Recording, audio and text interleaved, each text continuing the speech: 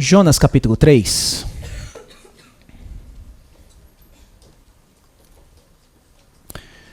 Sinais de um verdadeiro arrependimento. Jonas capítulo 3.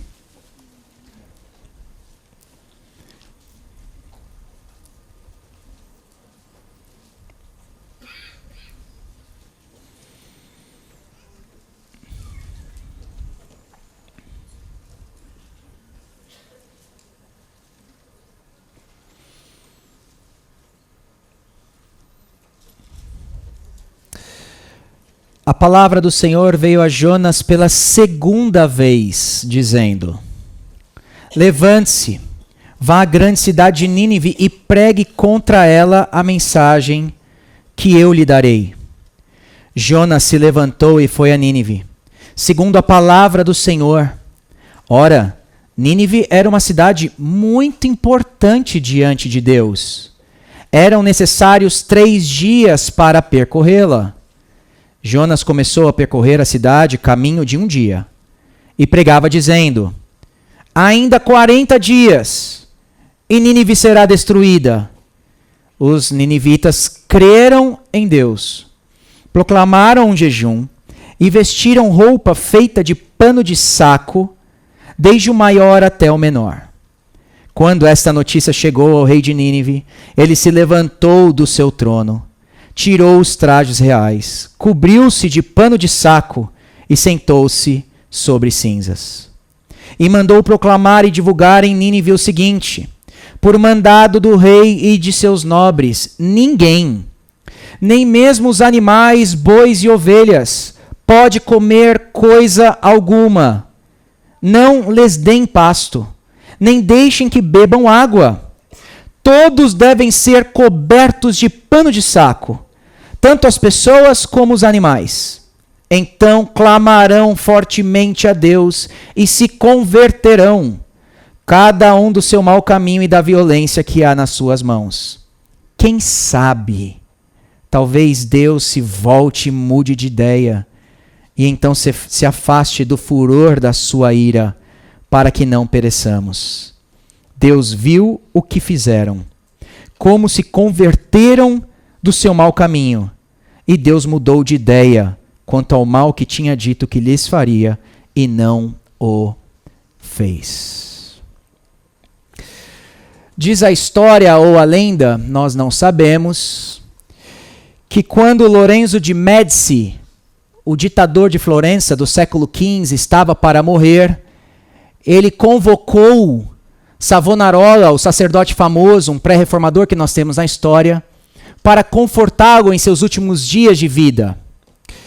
Savonarola disse ao tirano Lorenzo: Senhor, Deus é bom, Deus é misericordioso, mas para o perdão dele são necessárias 3 coisas da sua parte.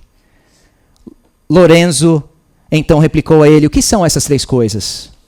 Savonarola disse: você deve em primeiro lugar ter uma fé segura nas misericórdias de Deus. Replicou Lorenzo: eu tenho isso. Então Savonarola disse a ele que ele deveria restituir todos os bens adquiridos, ou pelo menos fizesse isso pela vida dos seus filhos que agora ficavam. O ditador hesitou, mas relutantemente concordou. Então finalmente disse Savonarola: você deve restaurar as liberdades de Florença.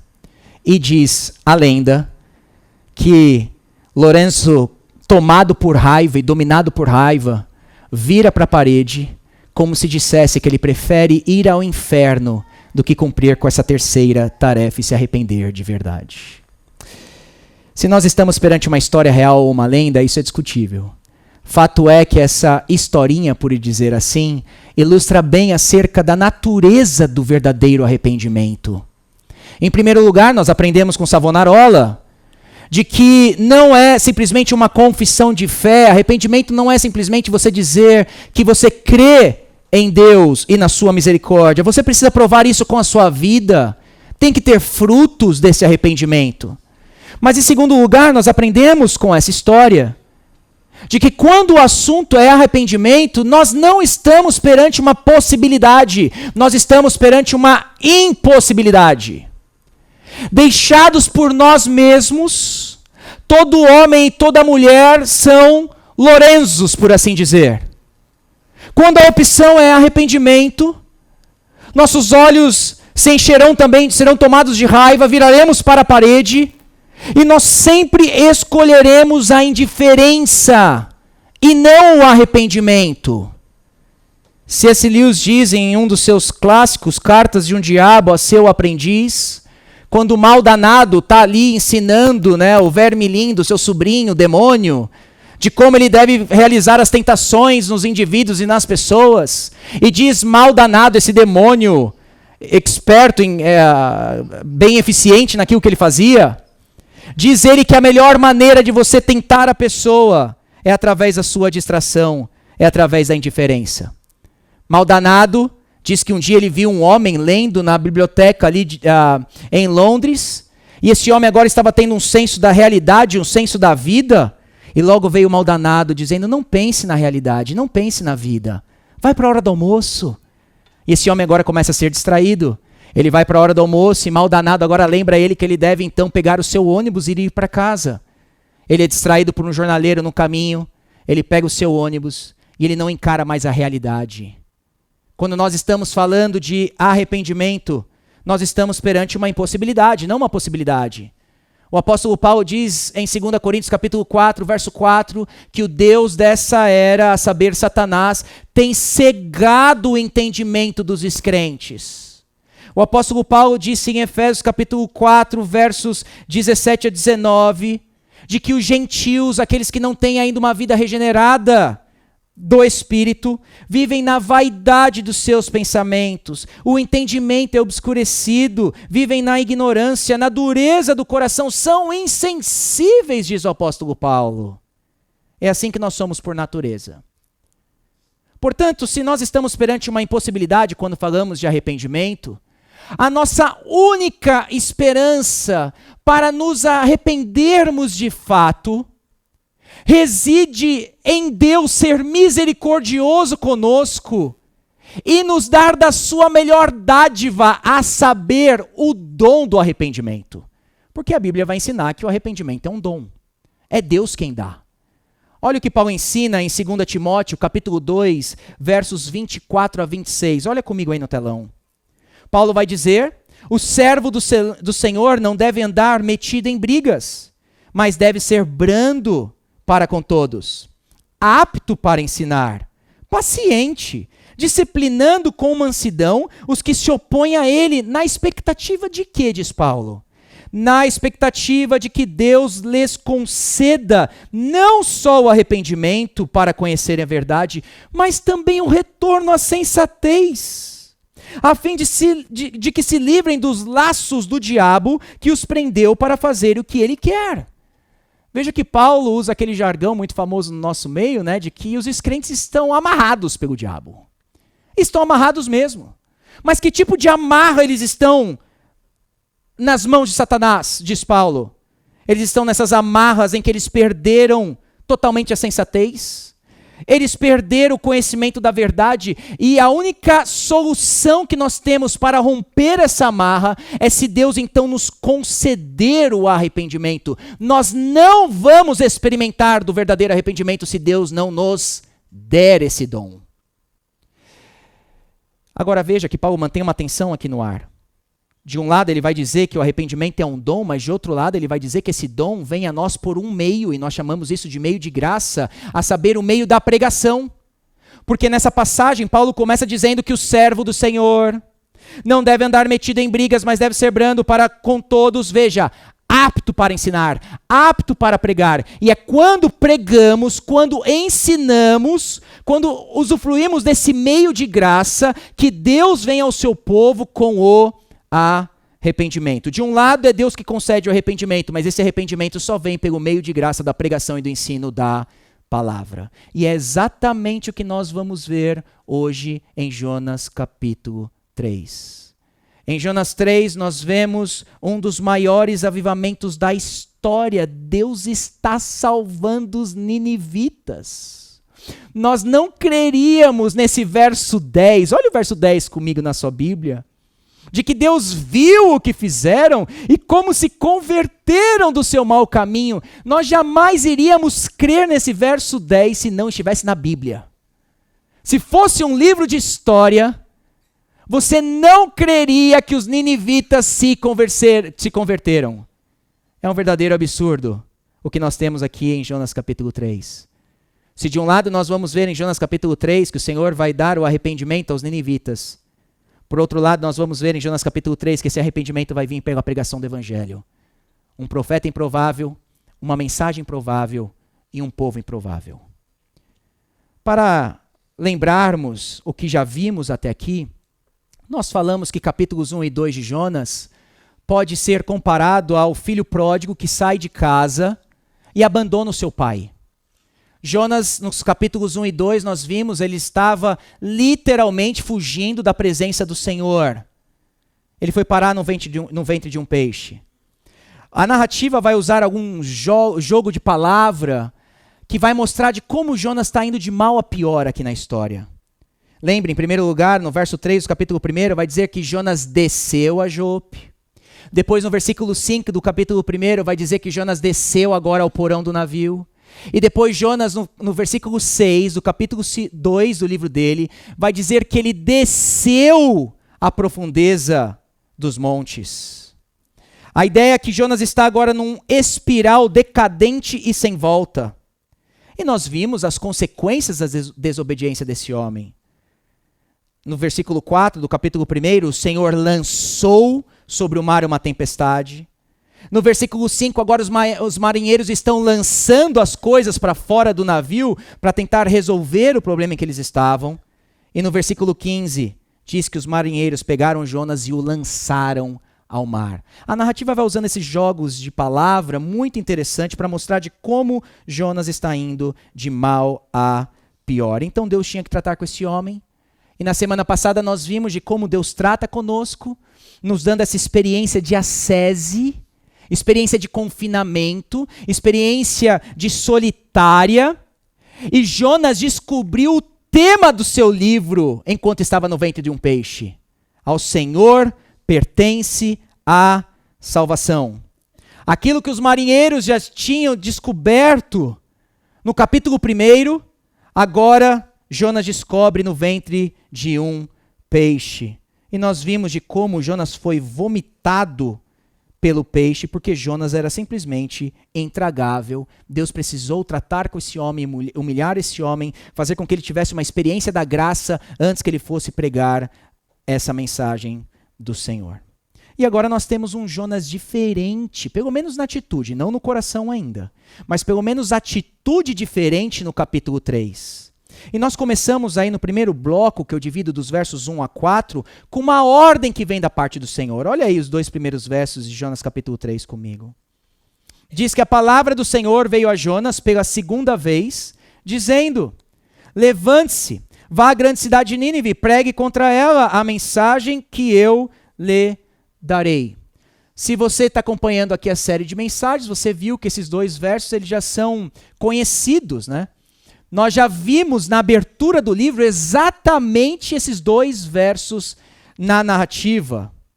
Por que isso acontece? Porque nós temos capítulo 1 e 2 de Jonas como um paralelo do capítulo 3 e 4. Eu coloco para vocês enxergarem essa tabelinha aí de como nós realmente temos uma metade, né? 2 metades, 1 e 2 e 3 e 4 no livro de Jonas. No verso 1, por exemplo, do livro, do capítulo 1, a palavra de Deus chegou ao profeta. Daí tinha a mensagem que tinha que ser transmitida e Jonas tem uma determinada resposta. Agora a mesma coisa acontece. A palavra volta ao profeta, a mensagem tem que ser transmitida e Jonas vai ter uma resposta. E se nós formos comparando capítulo 3 com capítulo 1 e capítulo 4 com capítulo 2, nós vamos ver de como essas metades são paralelas. É assim que está estruturado o livro de Jonas. E aqui nós podemos aprender algumas coisas logo no início desse capítulo 3. A primeira coisa é o valor da disciplina de Deus em nossas vidas. Jonas tem uma atitude diferente agora no capítulo 3, porque ele experimentou dessa disciplina divina em sua vida. Como o autor de Hebreus vai dizer no capítulo 12, a disciplina no seu primeiro momento não tem motivo de alegria, mas de tristeza. Mas depois, aqueles que são exercitados por ela, o Senhor produz em nós fruto da justiça. E me parece que falar em disciplina hoje em dia está fora de moda. Porque nós vivemos nessa época marcada pelo triunfo terapêutico. Que o problema não é mais o pecado. O pecado ele é uma categoria ultrapassada. Você vai falar de pecado hoje em dia? Imagina, você não pode se sentir culpado. Tudo é relativo. Você decide o que é bom para você. Pessoas não têm que dizer o que é errado na sua vida. Nem Deus pode dizer o que é errado na sua vida. Falar em disciplina hoje em dia está fora de moda. Ainda assim nós aprendemos com Jonas o valor de sermos disciplinados da parte do Senhor. Mais do que isso, o valor da igreja local. Porque a disciplina hoje acontece através do discipulado e membresia da igreja. Se você não pertencer à vida da igreja local, você vai se privar dessa experiência necessária que o profeta experimentou, a saber, a disciplina em sua vida. Uns aos outros só acontece dentro da membresia. E sem igreja não há disciplina. E sem disciplina não há transformação. O valor da disciplina em nossas vidas. Em segundo lugar, nós aprendemos que Deus é o Deus de segundas chances.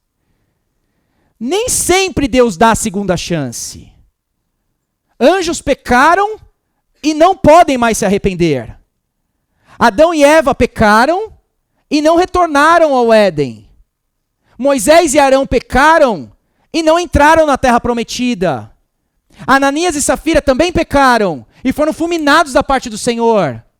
Mas graças a Deus, porque nós temos histórias como essas também do livro de Jonas, em que nos ensina que o Senhor, por inúmeras vezes, nos dá cada vez mais chances de nos arrependermos.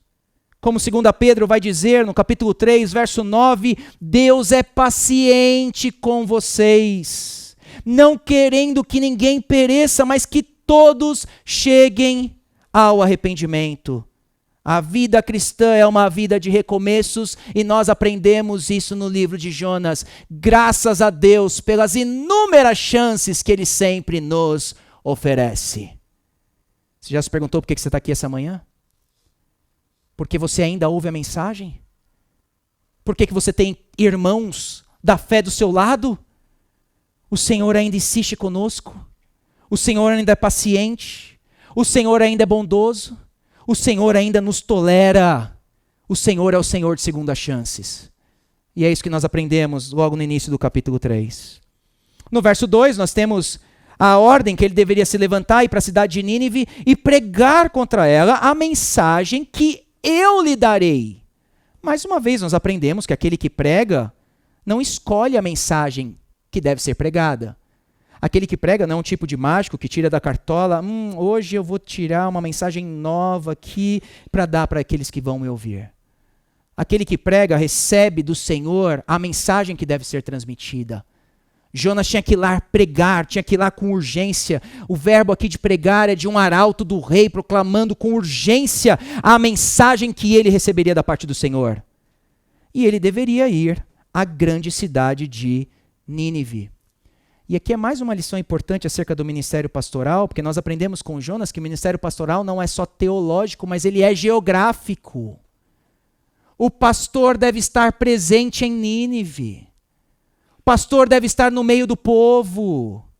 E é importante nós lembrarmos disso numa era tecnológica, em que está na moda hoje em dia pastorear por WhatsApp, pastorear por Facebook, por e-mail.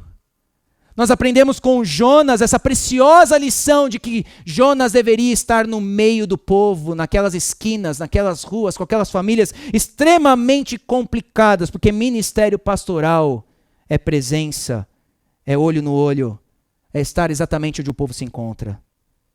No verso 3 diz que ele se levantou e foi a Nínive, segundo a palavra que ele tinha recebido do Senhor. E aí nós temos uma informação muito curiosa, que vai dizer que a cidade era muito importante diante de Deus. E por que essa informação ela é curiosa aqui? Porque se você lembrar, as cidades na Bíblia, principalmente no Antigo Testamento, era esse local de proliferação da maldade. A primeira cidade é construída por Caim, lembra? Caim agora está a leste do Éden e ele quer se proteger do Senhor. Já que o Senhor não vai ser aquele que vai estar com ele, Caim então cria um meio de se proteger, abandonando o Senhor. A próxima cidade que nós temos é a Torre de Babel, em Gênesis 11. O povo buscando fazer seu nome conhecido, a autoglorificação. Depois nós temos Gênesis 19, Sodoma e Gomorra. E nós vemos que essas histórias de cidades na Bíblia, por horas, há a proliferação da maldade. Mas aqui nós vemos que até Nínive era uma cidade muito importante diante de Deus. E nós aprendemos que cidades são importantes no plano divino. Mais tarde, o profeta Jeremias diria, no capítulo 29, que aqueles que estão na Babilônia não deveriam se colocar em guetos dentro da Babilônia, mas deveriam se multiplicar dentro dela e buscar a paz da cidade. Cristãos devem se envolver na cidade em questão. Nós devemos buscar o bem comum da cidade, mas claro, sem comprometer a nossa fé. Cidades são importantes no plano de Deus. Isso tem algumas implicações para a vida local da igreja. Vai dizer que eram necessários 3 dias para percorrê-la. Nós não sabemos o tamanho de Nínive ao certo, mas sabemos que no capítulo 4 vai dizer que ali habitavam 120 mil pessoas, que não sabiam distinguir entre a mão direita e a mão esquerda. E alguns comentaristas vão dizer que esses 120 mil, que não sabem distinguir entre a direita e a esquerda, na verdade são crianças, por isso que não sabem distinguir entre a direita e a esquerda. Então, estima-se que os habitantes de Nínive eram em torno de 600 mil pessoas. E aí o verso 4, ele é surpreendente. Vai dizer que Jonas começou a percorrer a cidade. Pense essa entrada de Jonas na cidade de Nínive. O profeta tinha acabado de sair de dentro de um peixe. Estava sujo, cheirando mal.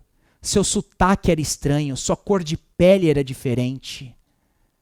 Teria dificuldades com o idioma. Está entrando agora nessa Nínive imperial. Jonas entra dentro dessa cidade mais ou menos como se fosse um judeu entrando numa Alemanha nazista para pregar o evangelho.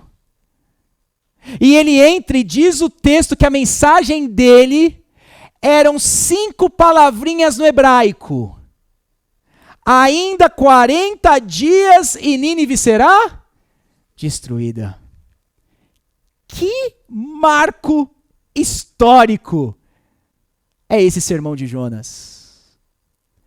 Nós estamos perante o menor sermão do mundo já pregado com maior resultado alcançado. 5 palavras. Nínive inteira se converte. Explica isso para mim. Para você ter uma média, os meus sermões, eles têm entre 20 a 25 páginas de PDF, 7.000 palavras, 40 a 50 minutos de pregação. E nós não experimentamos isso. Jonas tinha 5 palavras. Quanto tempo ele levou no seu sermão, mais ou menos? 1 minuto? 30 segundos? E ainda assim, um resultado surpreendente. E eu sei como é que a gente pensa de modo pragmático aqui, né? Nós queremos logo olhar para o sermão de Jonas e a maneira que ele estava pregando e buscar as técnicas usadas para então alcançar o resultado esperado.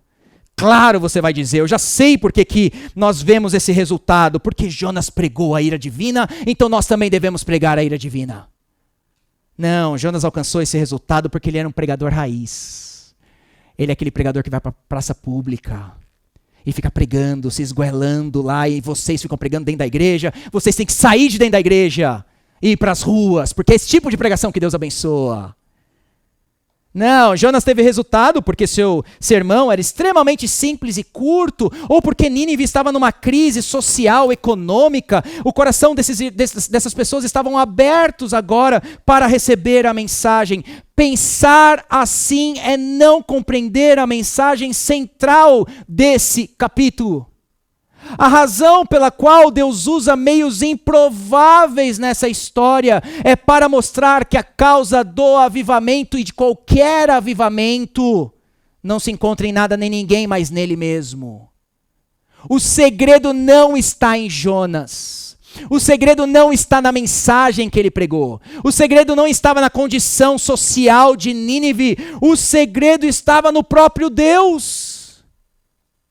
Jonas não é um tipo de evangelismo que você agora deve imitar. Sair pregando por aí acerca da ira divina no meio da rua. O que Deus quer deixar claro para nós é que eu estou usando meios improváveis para mostrar para vocês de que sou eu quem causo isso na história. Deus é o segredo, Deus é a causa, Deus é o agente. E nós fazemos bem de entendermos isso em tempos que se fala de métodos o tempo todo de plantação de igreja. Você quer fazer sua igreja crescer?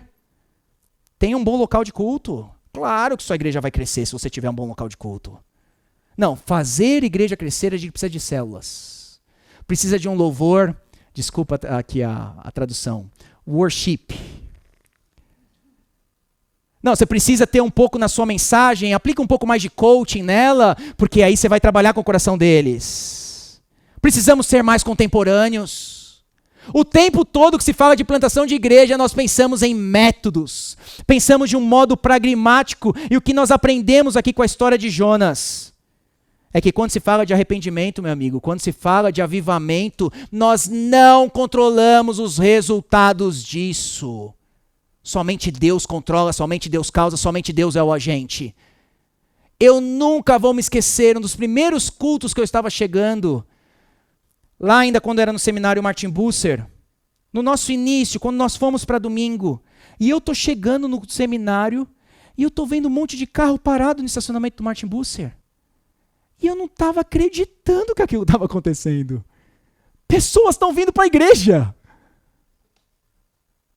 Você se acostuma com isso?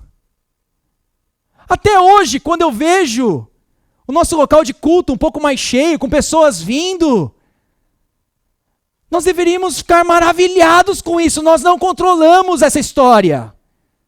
Quando estamos falando de arrependimento genuíno e avivamento, somente Deus é o causador último no meio do seu povo. Então nós temos agora a resposta dos ninivitas. No verso 5 nós temos aí a descrição de que os ninivitas creram em Deus. Esse é um dos versos mais debatidos do livro. Porque alguns vão dizer que eles não creram em Deus, eles creram na mensagem que Deus deu de que eles seriam destruídos. Se você pegar os comentários do livro de Jonas, e aqui é sério o negócio, escritores que eu gosto, se você pegar alguns deles, eles vão dizer que não houve arrependimento, não houve avivamento em Nínive.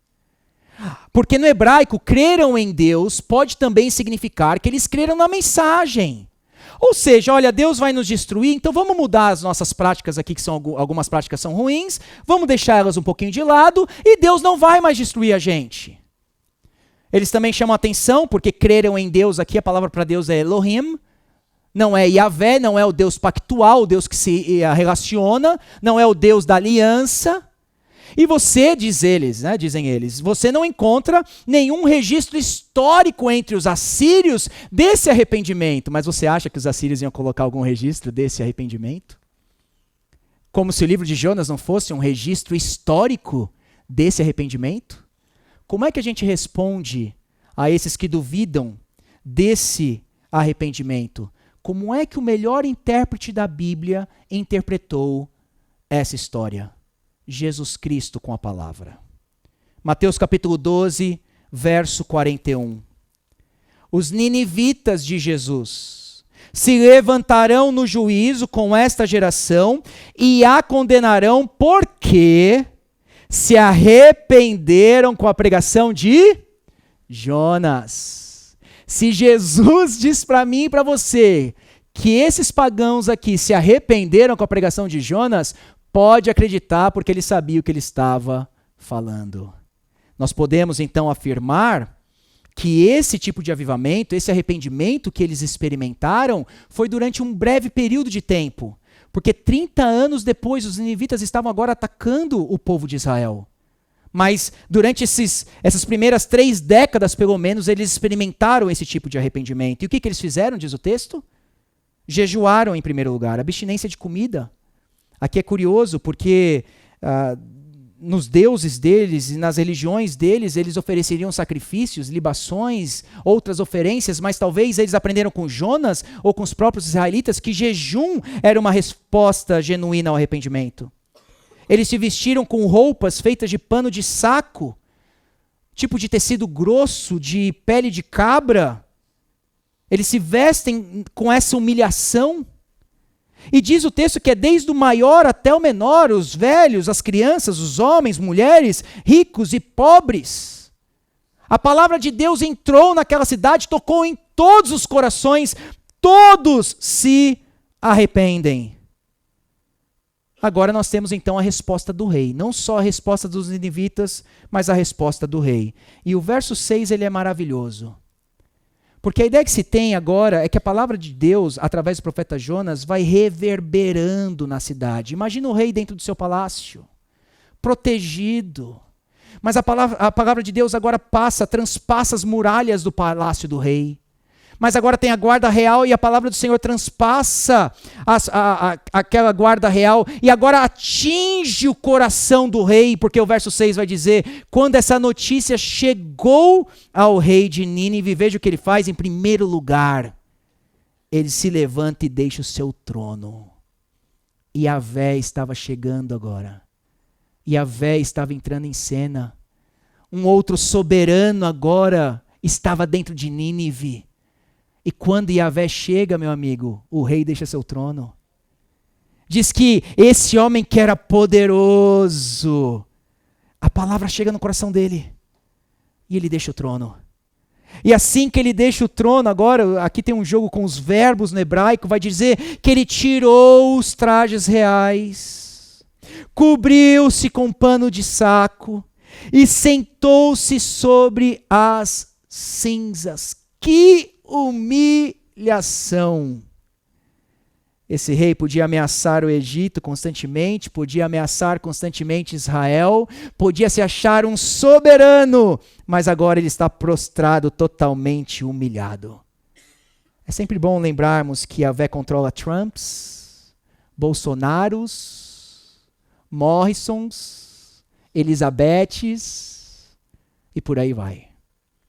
Ele ainda faz isso. Ele ainda põe ou tira do trono quem ele quer. Yahvé chegou perante o rei mais cruel da história. E esse homem está perante ele agora prostrado. E o verso 7 vai dizer que ele manda agora, ele proclama um decreto nacional agora debaixo do seu reino. Esse decreto tem 4 pontos, 4 pedidos.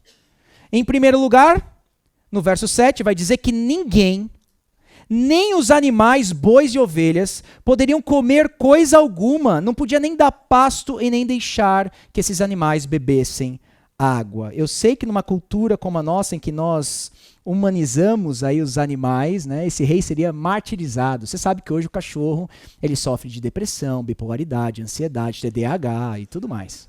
Ele dorme na sua cama, ele come a sua comida, ele é chamado de filho. Eu sei como é. Mas diz aqui que o decreto do rei, nem os animais poderiam comer, até os animais entraram em jejum. Não só isso, no verso 8 vai dizer que não só os homens e mulheres e crianças e velhos deveriam se cobrir com pano de saco, inclusive os animais também deveriam se cobrir com pano de saco.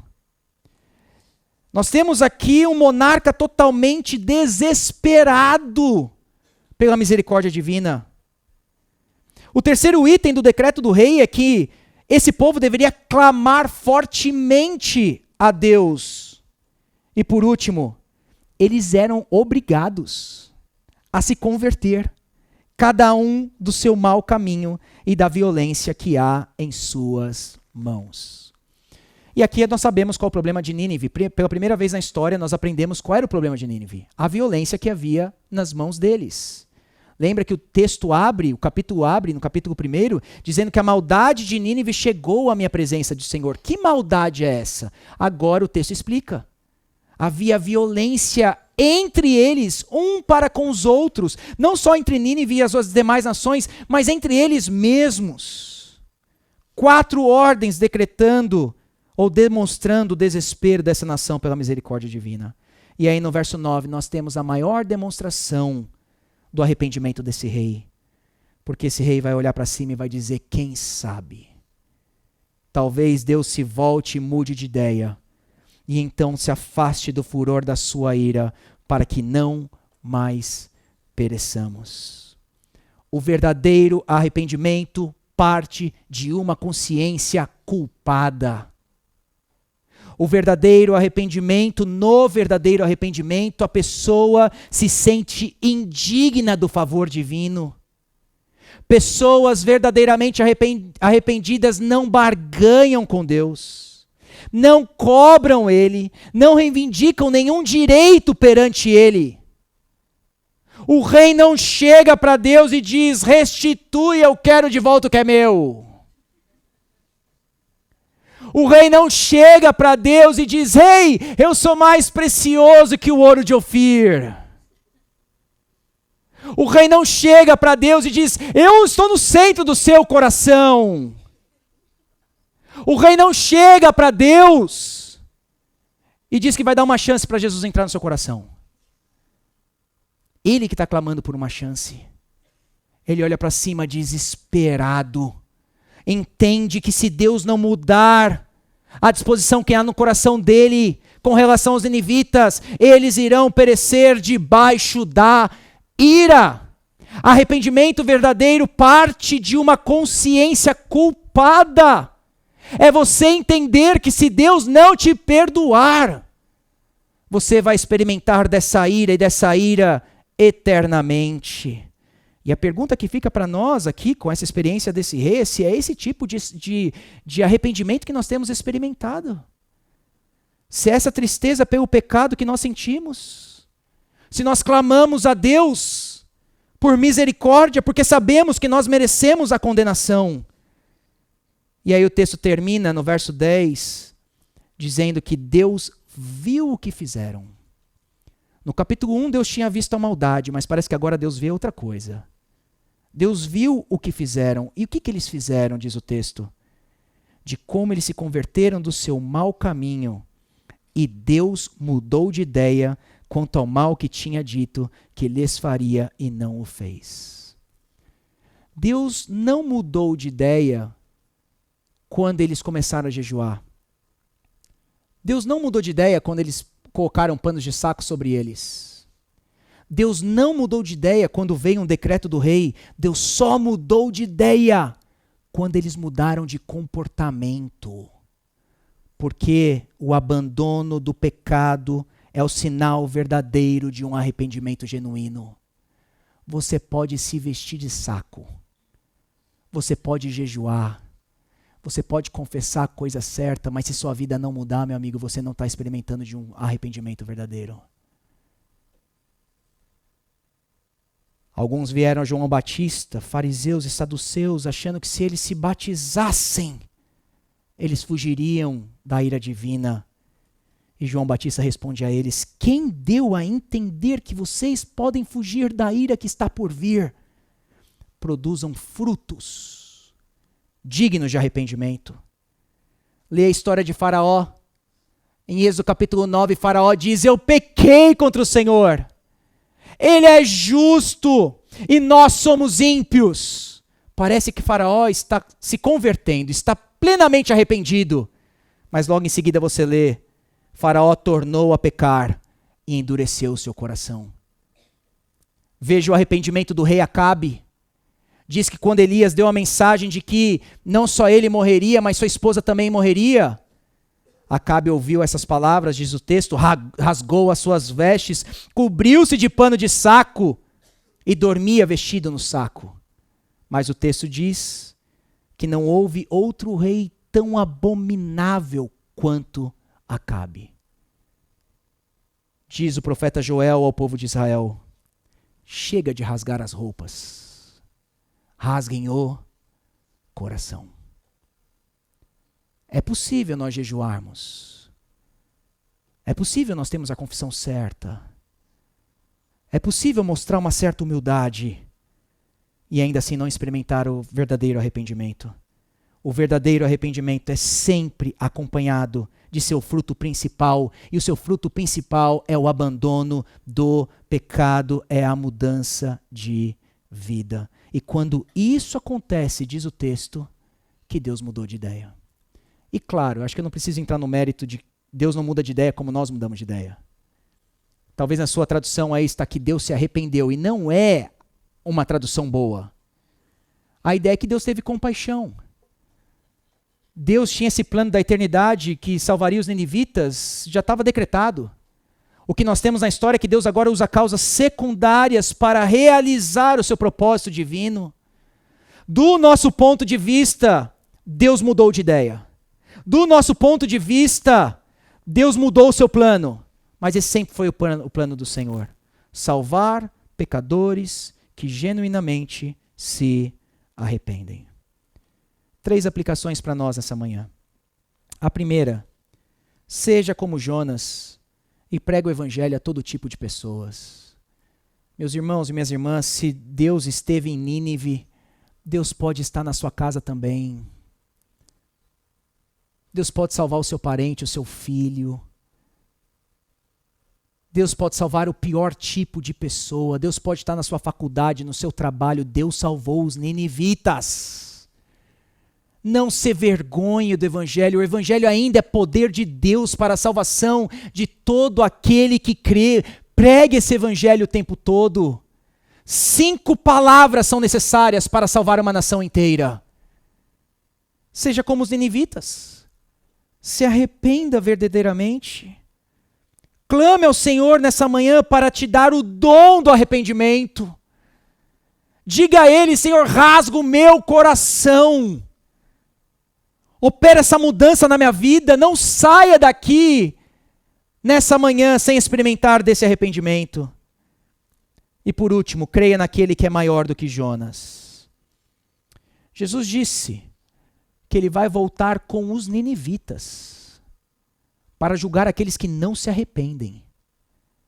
Você não vai acreditar no que Ele falou? Ele tinha dito que Ele morreria e ressuscitaria, isso já aconteceu na história. Então é certo que Ele vai voltar com esses ninivitas para julgar tudo e todos. E Jesus está em espírito aqui nessa manhã, falando aos nossos corações, clamando a todos nós para que a gente se arrependa verdadeiramente. A oportunidade é hoje, que a gente possa abrir nosso coração, clamar ao Senhor, para que Ele opere essa mudança radical em nossas vidas. Rasgue o seu coração perante Jesus Cristo, pois Ele já se rasgou inteiro por você numa cruz. O preço já foi pago. Creia e se arrependa. E que Deus abençoe a sua palavra. Vamos orar?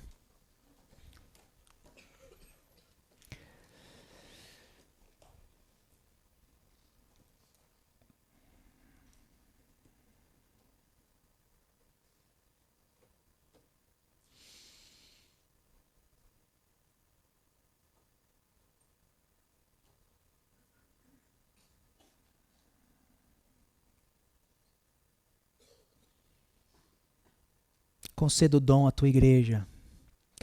Bom Deus, misericordioso, tardio em irar-se. Dá a nós o verdadeiro arrependimento. Pesa as nossas consciências com os nossos pecados. Tira-nos do trono. Dobra os nossos joelhos. Perfura os nossos corações, Santo Espírito.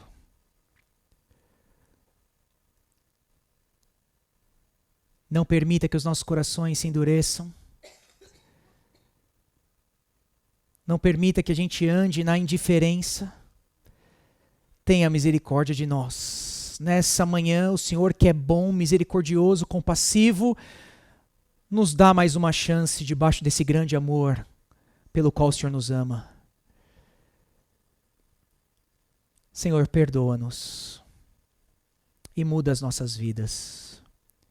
Obrigado porque tudo isso temos somente em Cristo Jesus.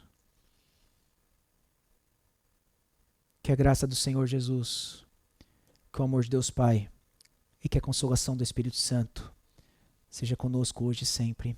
Amém e amém.